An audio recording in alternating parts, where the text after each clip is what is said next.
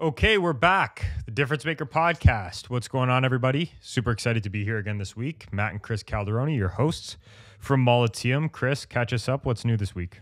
This week, actually today, is NHL trade deadline. Today, yeah, that's right. Right? NHL trade deadline. Yeah. March 3rd. It's interesting. There's been actually some crazy movement and trades this entire week so far. Yeah. Like I didn't expect how many trades would have happened actually before the deadline itself, but it's pretty interesting. Like I think it's pretty cool. So it's interesting. It's especially interesting too when you have a player like I'll never forget when we had a player who was potentially getting traded across the NHL, and it's like it's interesting because there is a massive mental toll that the day alone takes on players, and it's like even from talking to some of the guys that we've been working with, even guys that are like they're probably 99.9% sure they're not going to get traded. There's always the 0.01% that they could, and that weighs on you, right? Because it's like sometimes players that aren't meant to get traded are part of some kind of like, well, throw them in or throw this person in, and it's anxious, right? Like it impacts your family. I know there was one talk about, Luke Shen, who's a Toronto Maple Leaf, just came back to the Leafs, and it was like his wife was going in labor, and that's tough, and she's giving birth, right? So it's like there are real mental side effects to this day. It's an interesting day though, nonetheless. It's a fun day. Well, it's a good day. Did you see Dylan Larkin? No. In his interview, Tyler Bertuzzi was traded to of course. Boston. Yep. And he broke down. And I don't know if it was something that was expected or not, but he was just like, yeah, that's one of my best friends. And all of a sudden he's gone. And it's like as people outside of the loop, and then you see that, like the media likes to talk about all that stuff. People on Twitter, they like to talk about that stuff. Everyone has an opinion, but you really do forget like the personal toll that it takes sometimes. It does. And not even just like on families, but like you just saw the captain of the Detroit Red Wings who just signed his deal. His $8 million deal. And his best friend just got traded away. And it's like, holy shit. Tough. And then you see Patrick Kane. I don't necessarily know.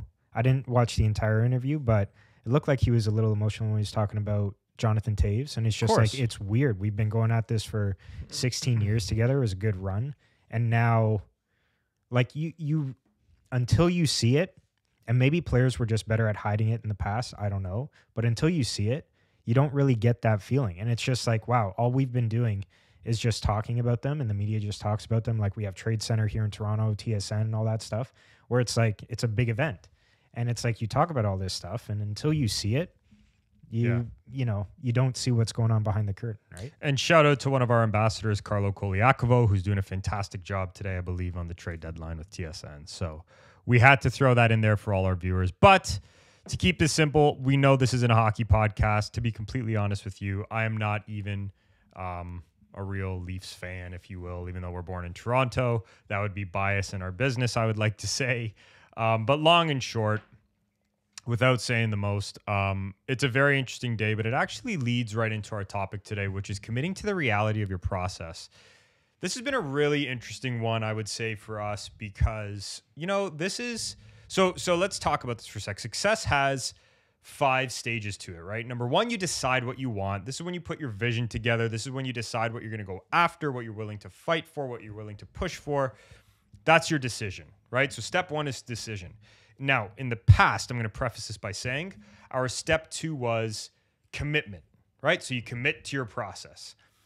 But then I had a little bit of a deep insight this past week, funny enough, where I was going through like our coaching principles because we're getting ready here to start hiring a couple new coaches in the next couple months. So we put down, and I like to go through this process before our certification and before we coach people.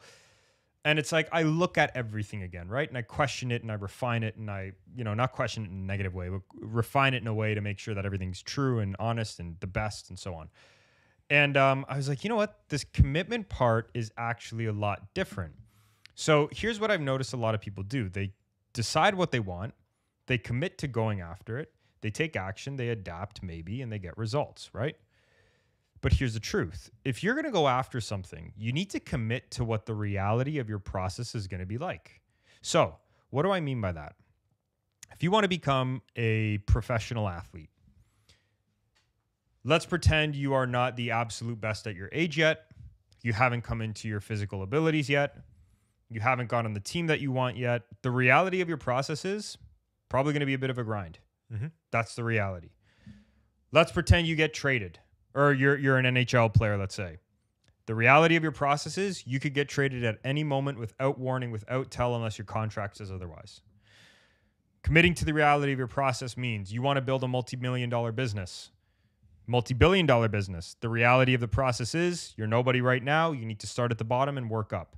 I think this is where a lot of people get it wrong because they assume that the process is going to be pretty smooth. And then the moment that they get a coach who's challenging their abilities, the moment they get an advertisement campaign that's failed in a way that they didn't want it to go, that's when it's like, I'm going to throw in the towel. Well, actually, I have a perfect example of that. Last night, I was actually speaking to a young athlete. For all you young athletes out there, or even someone that's just learning a new skill, it can be frustrating at the beginning, especially when you're young enough, let's say under the age of 10, and maybe you mess up at practice in front of other people. Maybe you feel a little bit of that embarrassment. You feel that pressure that I got to be perfect all the time. But anyways, and maybe he's listening to this, I don't know. But it was one of those things where it's like there's that realization of, okay, I'm not going to the NFL tomorrow. Yeah. Right? When I'm learning a new skill, it's going to take at least 100 mistakes before I get there. Or before I even get metaphorically speaking. Yes, right? So it's just that understanding of, there's going to be a lot of mess ups. And I think that's the reality of the process where it's you like accept that you're not going to be perfect the first time you get it, you know? So it's just something interesting. So for anyone that's super young right now that's listening to our podcast, like, just take your time with it. Yeah, for sure it gets frustrating. Mm-hmm. It should get frustrating, but push through it. Yeah, and this is where too it's like, I don't know. See, this is again where this BS facade of like, so look, we're big proponents here at studying or pushers, I would say, of studying your role models, right? But you can't just study this, like the success of the role model. I was saying this to an athlete the other day. It's like, you need to become a master at studying the process, not studying the results. Study the process. What does that mean? Well, you don't look at the story that athlete A that you want to be like didn't get drafted as high as they wanted to or whatever. Like it goes back to the classic Tom Brady story. Tom Brady was 199th overall drafted. That was the reality of his process. He needed to fight. He needed to push. He needed to be more diligent than other people. And like this even goes into the argument too of like the reality of your work ethic. Like we've got an NFL player we work with who he's going to need to work his ass off every single damn day to get the results he wants. And I'm not saying that there's an exception to any others because it's a very rare exception. There is sometimes, but my point is like he knows he has to go through it every day. That's the reality of his process. He wants to be a Pro Bowler. He wants to be a Super Bowl player, whatever. The reality of his process is he is not like some guys that can just BS it half the time. There are some players that can do that, right? And it's like, really getting clear of this, it actually shows to have psychological gains of what's happening. So they did a study, and I've referenced this before in the past, where they took top chefs who are about to become the major line workers, right? The head chef of a restaurant. And they looked at, I think, at like 80 of them or something of the sort. Don't quote me on the numbers.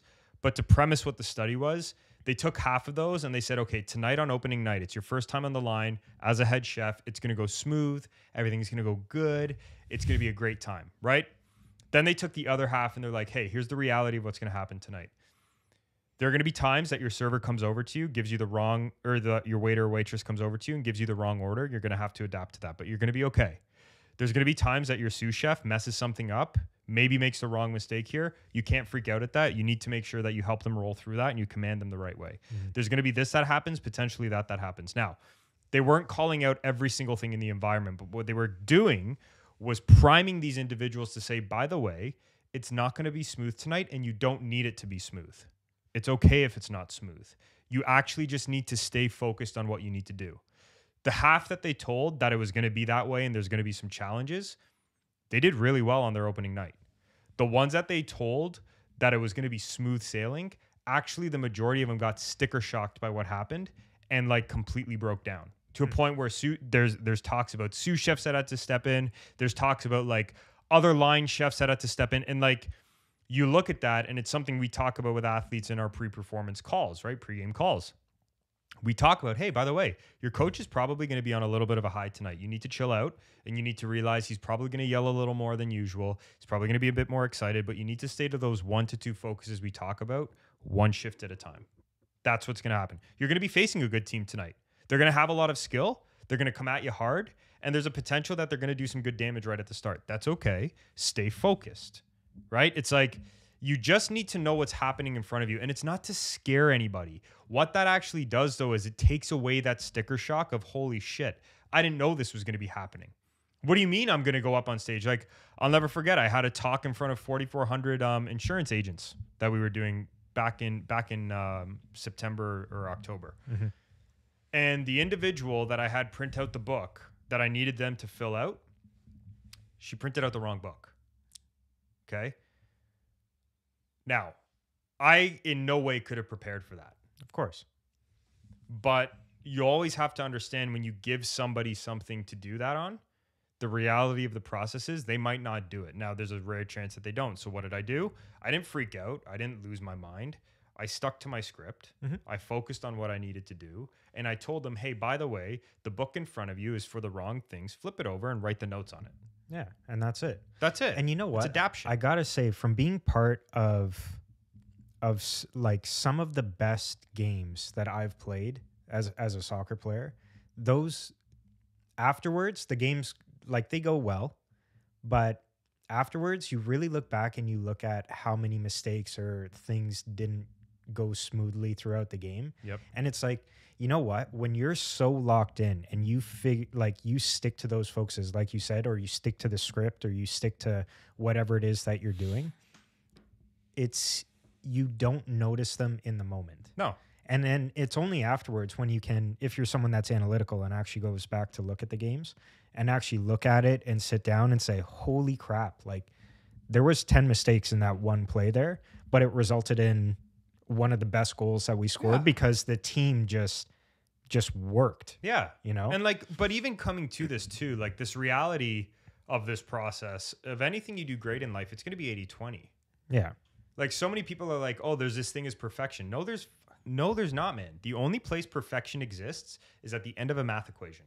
I would say end of a math equation or a drawn up play by a coach before the play even starts, because in game, none of that happens. Not even close. And right? if it does happen, it's one in like, I couldn't even tell you the odds. If I were to look at them, I'd find them. But well, that's like, the thing. Insane. It's like success is 80-20. 80% of the time, it's going to go your way. That's the reality. It will if you do the right preparation and such. And that might not happen for a little bit, but 20% of the time, it's everything that's thrown at you is not going to happen the way you expect it to. Mm-hmm.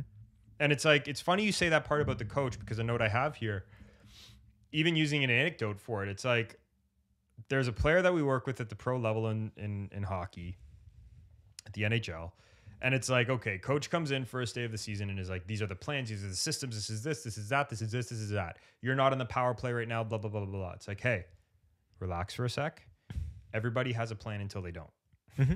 Right? That I know that sounds simple and it's like, that's a stupid, but it's like, hold on. Everybody comes in with a plan until they don't have one. Right? Yeah. So it's like, okay, they go through that first thing. They're supposed to activate this plan. First 3 games of the year, they lose. It's like, all right, well, now what happens? Coach shakes it up. All of a sudden, player finds himself now on the power play. All of a sudden, now that adaptation occurs. And it's like, I think we got to remember as athletes, as high performers in general, 80% of the time it will go your way if you're lucky. 20% of the time it won't. There is no such thing as perfection in high performance. Please understand that's what you're committing to. You are committing to an imperfect process. You are committing to imperfect results. And that's what all that high performers do is they stay the course when they don't get the results they want and they continue adapting. That's what the best in the world do. Look, again, Tom Brady. Do you really think Tom Brady wanted to get drafted 199th overall? Like come on, man. That's shitty. That's not the best place to get drafted. Let's be real. That's a long road ahead. And look, he did it. He did it. It's like some of our athletes that get drafted like 5th or 6th round in the NHL. It's like, listen, unless you're top 3, the reality is 4 and below it's just a foot in the door. 1 and 2 have the highest likelihood or possibility of staying in the pro level that next year for hockey or being a starter right away in every other sport. Well, didn't you see one of the big things? I think it was Frank Saravelli, the stat that came out or that he put in it. I think it's something like after being drafted 24th, so 24th pick in the NHL and above, it's 2.4% that those players end up playing 100 games in the NHL.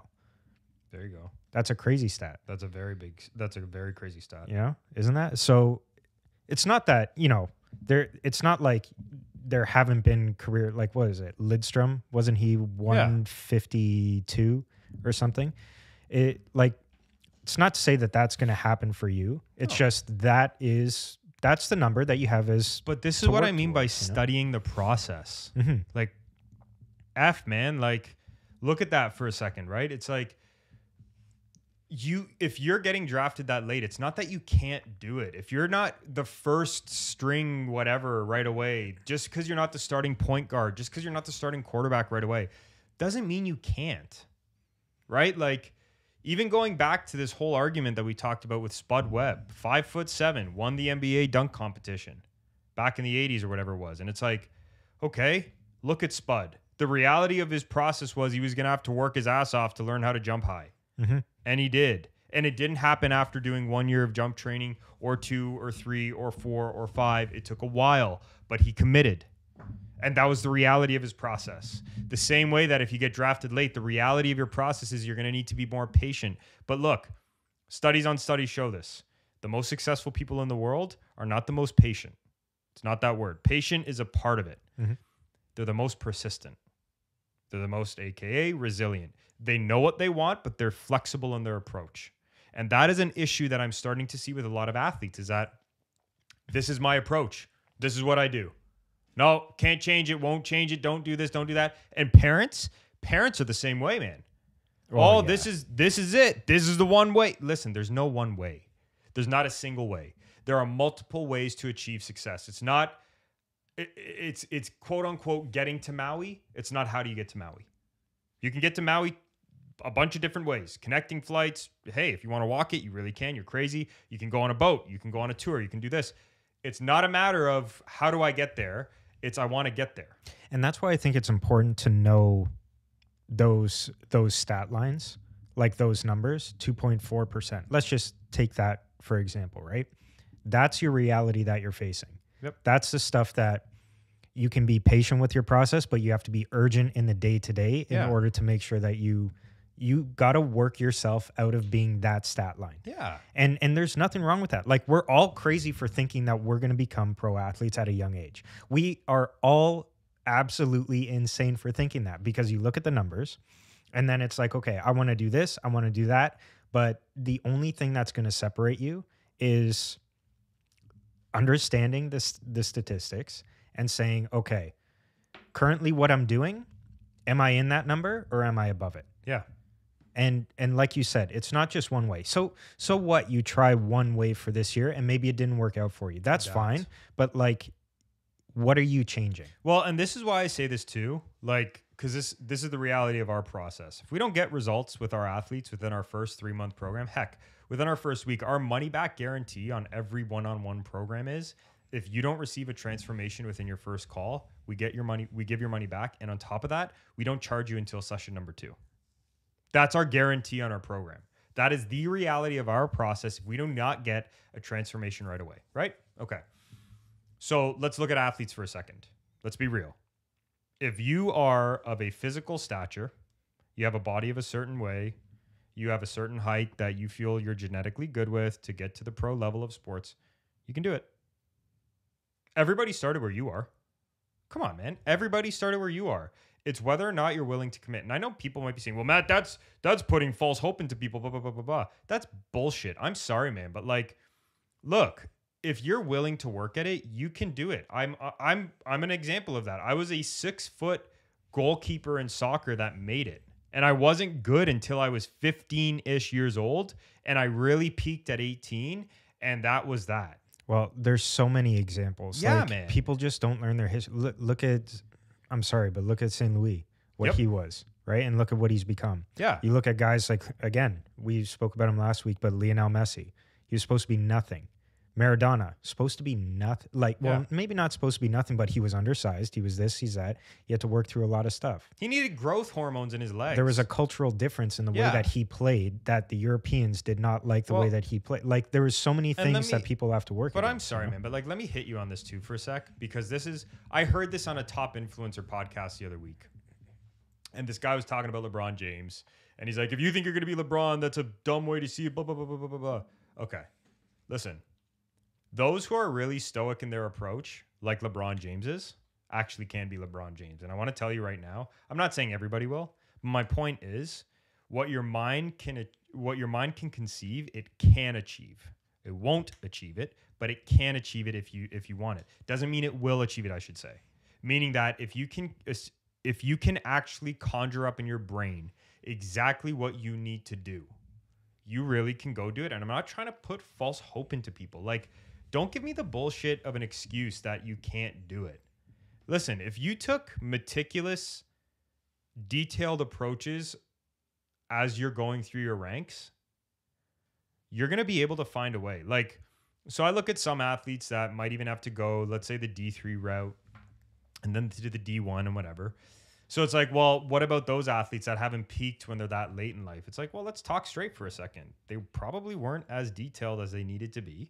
They probably didn't find the top trainers that they needed to work with. Like, look at Messi. We talked about him last week. We'll go back to him. 8 hours a day sometimes in the streets of Argentina. Why do you think? Do you think that was chance? Absolutely not. He failed faster. He failed quicker. He made mistakes. He learned. He grew. He went forwards. So now let's look at the more privileged individuals that live in North America, right? With parents who have pretty good financial resources, parents who are doing the right things and so on, and they can actually help their kids move forwards. It's like, are you really focused on being meticulous with your trainer, or are you using the most, if you really want to do this, are you using the most just available individual out there? Right? And that's hard. Look, one of the top NHLers that we work with, I won't mention who because I'm not going to throw anybody under the bus with this, but he's achieved peak levels of performances at a consistent level. And one of the main reasons is because he is constantly evaluating his performance team. And it's like, okay, the reality of this man's process is if I want to be one of the best, I need the people around me to know exactly what I need. I need to make sure that they're up to date with the work that they're doing. I need to make sure that they know how my body's changed and how it's adapted. I need them to be able to meet that. And if they can't, and I don't get the results I want, and I'm injured as more than I want to be in the season, I'm going to find somebody else. And it's like, that is the reality of the process. But that is the meticulous studying that I think people don't realize. If you want to become a pro, a reality of this process, you need to be extremely meticulous at how you're going through who's part of your performance team, how you're training in the summers. Like, I know so many players that do the same thing every single summer over and over and over again. And they don't look at their summers and be like, man, I need to get better at my movement patterns here. I need to get better at this skill. I need to get better at that. Like, they don't ask themselves a simple question of how will I get to the next level? And that's something that we legitimately ask them every summer. It's just like, are you willing to commit to this process? Like, it's not it, especially for guys that have gone through it with us and stuff that we've done with them. It's like, we have an understanding of what it takes, of the ups and downs that they're going to face. It's not selling a dream. Nope. It's You know the realities of this business, of the business that you chose. Are you ready to jump into this? And it's never selling a dream. This is what could happen. Yes. This is what could happen if you decide to put in this work. You And give yourself a better opportunity. But it's like, yeah, but man, are you willing to commit to this? It's even like when we start our programs, like this isn't a come tell me how you feel program, which there's nothing wrong with if you need that. But the truth is, like, people, even when we have people sign up for our programs, it's like, look, you're going through a program, which means for the next 12 weeks, when we first start, you're doing this our way. Our way, and we're building it like together. It's not I'm throwing this stuff at you. No, it's like you've gone through your assessment. You've done what you've needed to do. We know where your weak points are. Here's how we're going to build those into strengths. Are you willing to do this? Are you willing to send a text message every morning if that's what we need you to do to check in? Are you willing to make sure that you're doing the mental reps? Are you willing to make sure that you're going to do these little things? Are you willing to face the tough times? Listen, it's not to scare anybody off from what we're doing, but the truth is change is not straightforward. No, and it's a lot of falling down and not being perfect and looking at yourself and saying, can I do this? And do I just wake up the next day and go for it? Yeah, well, even with us, right? Like we use a process here that we've created, and I'm sure there's people that have the same in some way, but it's the break and rebuild process. So what does that mean? It means that for us, we look at your habits that we're trying to build with you and the skills, and we say, okay, Johnny has a tough time with discipline. He has a tough time with his self-confidence. He has a tough time right now with his ability to reflect. So we know how our approach needs to be with somebody like that. And we also know that that means that we are going to call you out for the next X amount of days every time you go back on that bad habit until you fix it. It is a meticulous process. It's tough. It's coaching. That's why all of our coaches have to go through a 3-month certification process. It's hard. It's not, I know people throw this term around, like do the work on yourself, but I can't tell you how much until you go through something like this, you actually see how much work it is. Like it is holding somebody to the fire of saying, hey, listen, I know you have a bad habit of procrastinating. You need to give me the permission to call you when I see that you're procrastinating so I can break that habit for you. The guys that do it make the money. 100 to 4,000% is what we've helped athletes get on their contract values. And it's not comfortable a lot of the times, but at the same time, it's like if you just commit to it, it's a fun time. None of it's comfortable. The truth is never comfortable. It's not. The truth will set you free, but it'll piss you off at the start. Yeah. Which is, and you know what? I think it's just like getting up and talking in front of, crowds if public speaking isn't your thing or doing a cold call, or even just for some people I know my age, being a millennial, like it's even people get anxiety over sending emails and getting a response back, right? Rejections. Yeah. And it's